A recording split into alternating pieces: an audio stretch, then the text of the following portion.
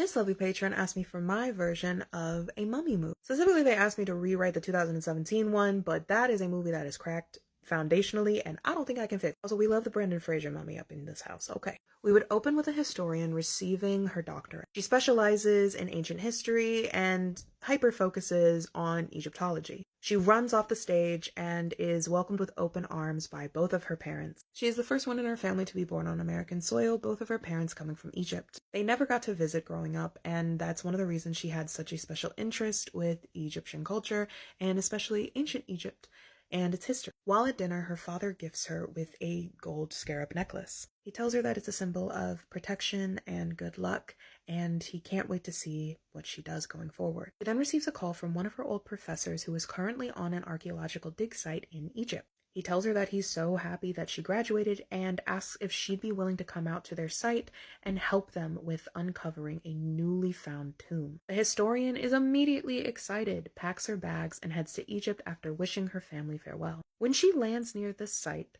she goes to the local village and begins talking to people. However, when she says she's there for the archaeological dig, they turn cold to her, or they become frightened. As she walks through the street, a lot of people begin to avoid her until finally an old woman seems to take pity on her and tells her to trust her instincts. When the historian asks the old woman why she said this to her, the old woman explains that our blood remembers far longer than our brains, and that blood can be passed. The historian chalks this up to just like old lady ramblings and moves on to go to the dig site. There she finds that none of the locals will set foot on the site nor will help with any of the work. Not even the tasks of gathering supplies or just translating. She meets up with her ex-professor, now lead archaeologist. Both of them reminisce about the old days. The lead archaeologist tells her how as soon as they uncovered this tomb, every single worker that was originally from Egypt left. He said they dropped their things in sequence and walked off the site. When she asks how he found out about this tomb, he mentions that he just stumbled across it, looking for something new to see in this desert that has been combed over for centuries. When they get to the tomb, the historian notes that this isn't ancient Egyptian, this is older, only some of the characters of the language looking vaguely familiar to her. She tells him that she can make out a couple of the words, open and pestilence. She tells him that whatever is down here either made people sick or could make people sick, and they should take a lot of precautions. The lead archaeologist agrees, and they all wear hazmat suits before they open up the tomb. He also mentions that this is the third attempt of trying to open up the tomb, and in fact they had to call in some armed guards. 2 times before, the locals had come out in droves and threw rocks at them and caused a ruckus. And while none of the locals could explain why they felt the need to do this, they just instinctively knew they did. I'd have it that the historian quips that her mother used to say, sometimes a hare cannot smell the wolf, nor see it, nor hear it, but can feel its eyes. With American militants guarding them and hazmat suits on, they open the tomb to find that it descends downward into an abyss.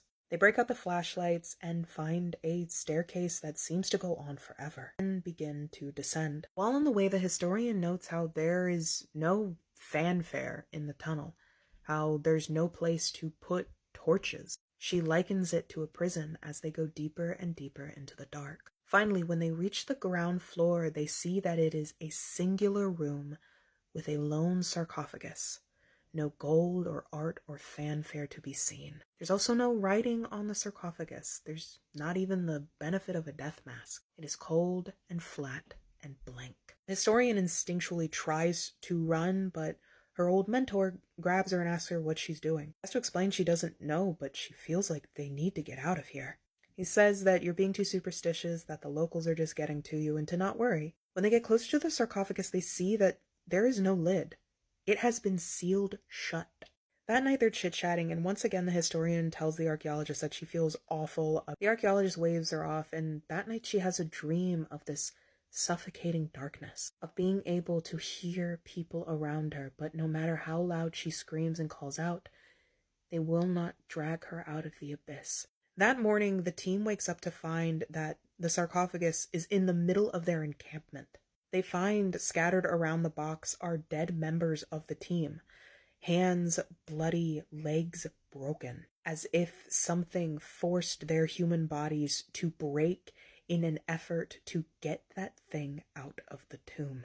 The lead archaeologist is horrified by this, but he surmises that these guys were actually trying to steal the tomb for themselves, and they take the sarcophagus back to America. The whole time the historian wants to quit, but she also doesn't want to leave these people to their own devices. When they get to the museum where they will eventually exhibit this piece, they find that any piece of technology they try to use to non-invasively examine what's inside the box immediately break. X-rays to MRIs to even a laser to cut the box open malfunction. Eventually they resort to just a hammer and chisel to open it. When they crack open the sarcophagus, they find the body of a little girl, no older than 3. And they find that while her skin is discolored, she is perfectly preserved. A level of non-decay that has only been achieved through modern-day embalming techniques. The historian comments how if she opened her little eyes, no one would be shocked. That night, the historian has another dream about the oppressive dark. However, towards the end, there is light, and from that light a shape forms and looks down, and she sees her own face. She wakes up to the sound of her phone ringing off the hook, to which she picks it up and hears screams. Apparently, multiple members of the team had gone back to study the mummy, and it's now gone, and they're all dead. When she asks if it was an assassination, her mentor tells her that no, they melted. She's confused, but when she gets there, sure enough, they are just husks of human beings, everything soft on the inside, from eyes to tongue to their organs, is nothing but sludge sloshing around in their vacant suit. The archaeologist at the crime scene notices little feet prints, but keeps it to himself and tries to block anyone else from seeing them. Later that night, the historian calls her parents and tells them about what she found. She doesn't tell them about the grisly murders, but does tell them about the little girl in the tomb. To which her mother says she remembers a story like that her great-grandmother told her. Long ago, a great evil cursed the people with a horrific pestilence. It dwindled the population to a handful, to the point where the gods had to intervene. The gods told the people that they needed a vessel in order to trap this evilness, and the people surmised that the best vessel would be one that is innocent. They offered up a young girl. And the historian tells her mother that she never heard this story while she was over there, and the mother explains that her own great-grandmother got in a lot of trouble for telling her this story in her youth. She had thought it was just because it was a very scary story to tell such a little girl, her herself only being around 5 when it was told. That night I'd have a scene where the lead archaeologist is exploring the museum and following the little footprints he saw earlier. He tracks down the mummy and finds her laying in the same position she was in her sarcophagus.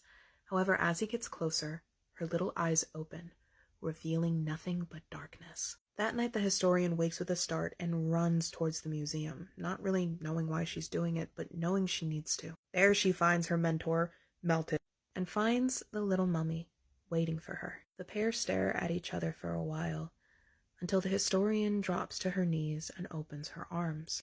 The little mummy disjointedly shuffles towards her, and falls into her embrace. She sits there holding the little girl, thinking that she'll be overtaken by the sickness too, but to her surprise, she remains intact. I'd have it that she begins to rock and sing to the little girl, eventually standing and gently placing the now sleeping child back into the sarcophagus. She takes off her family pendant and places it around the little girl's neck. She then begins to cough and sputter and slowly makes her way out of the research lab.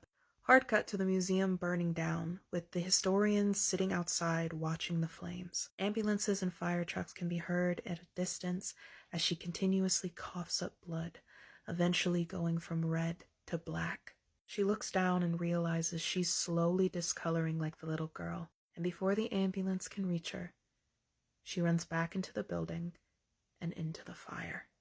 The end.